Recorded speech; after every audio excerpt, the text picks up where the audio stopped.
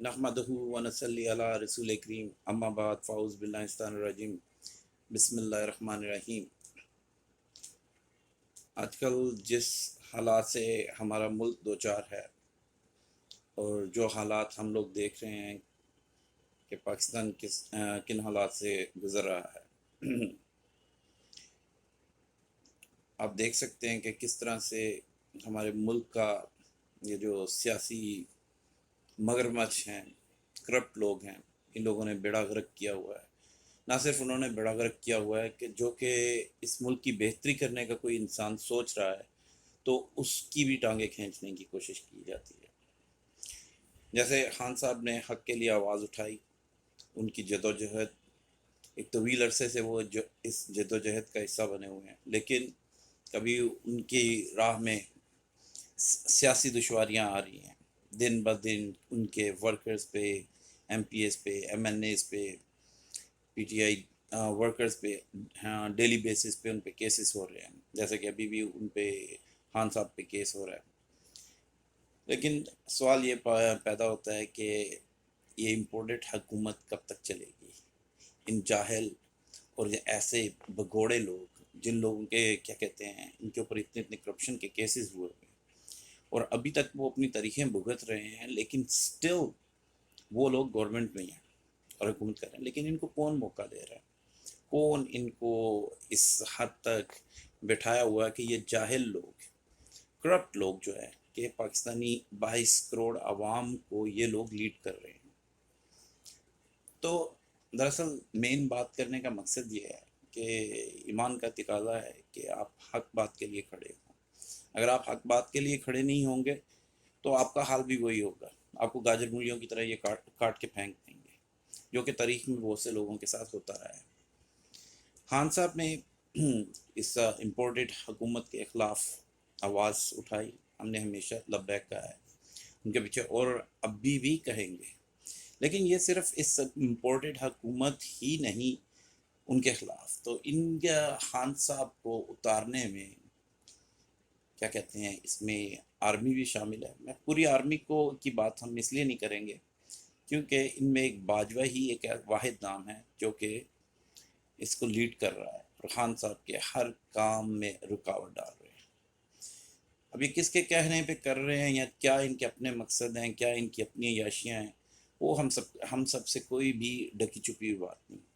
Media की आज़ादी पर ताले लगाए जा रहे हैं दिन ब दिन, कभी इसको बंद कर दिया, कभी उसको बंद कर दिया, जियो पे बंद, ARY पे पाबंदी लगा दी, बोल पे पाबंदी लगा रहे हैं, यूट्यूब को बंद किया हुआ है कि खान साहब की क्या कहते हैं स्पीचेस को आवाम सुन ना ले। लेकिन ये सच को कब तक छुपा सकेंगे, कब तक ये सच को छुपाएंगे। फौज हो या कुछ भी हो, ये क्या कर सकेंगे, अवाम कितना अरसा तक ये अवाम से हकाइक को छुपाएंगे। देखें, जो शऊर खान साहब ने अवाम को दे दिया है, और स्पेशली क्या कहते हैं यहाँ पे ओवरसीज़ पाकिस्तानी, वो उनके हक में इसलिए भी बोलते हैं कि उनको पता है कि क्या चीज़ सही चल रही है और क्या चीज़ गलत चल रही है।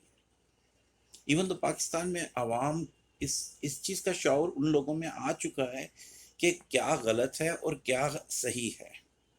लेकिन अगर हमने यही वो क्या कहते हैं सियासी भोंडे लोग जो कि ये बूट पालशी हैं या बूटों को क्या कहते हैं डेली बेस के ऊपर उन्होंने पॉलिश करना है, जो उन्होंने कहना है उसी चीज़ को उन्होंने फॉलो करना है, तो वही सियासी क्या कहते हैं जैसे नवाज ग्रुप हो गया, उन्हीं की औलादें हैं, वो हम लोगों को लीड करेंगी। उधर से भट्टो को देख लें, अजरदारियों को देख लें, इन लोगों के बच्चों ने हम लोगों को लीड करना है। लेकिन ये चीज़ देखनी है कि इन लोगों ने इस मुल्क के साथ किया क्या है, इस मुल्क की बेहतरी के लिए कुछ किया है इन लोगों ने। आप लोग ये देखें कि एक बंदा आया, उसको 1.5 साल लिटरली मौका मिला है, कोविड में 2 साल गुजरे, लेकिन फिर भी ये मुल्क चल रहा था। अपने मुंह से ये लोग मानते हैं, पूरी दुनिया उसकी मदद है इसलिए, और फिर भी आप लोग उस बंदे को उतारना चाहते हैं क्योंकि वो हक पे बोलता है, क्योंकि वो आप लोगों के बूट पॉलिश नहीं करता, या दुनिया जो कहती है उसके मुताबिक नहीं चलता, वो कहता है कि अल्लाह रसूल जो कहते हैं उसके मुताबिक चलो। لیکن اب کب تک اپنی آواز کو دبائے رکھیں گے؟ بات یہ ہے کہ ہمیں ایز اے پاکستانی حق کے لیے کھڑا ہونا پڑے گا. اپنی ہماری پتہ نہیں کتنی عمر ہے کہ رہ گئی ہے اور کتنی رہ جانی ہے، لیکن بات یہ ہے کہ آنے والی نسل کے لیے تو کھڑا ہونا پڑے گا.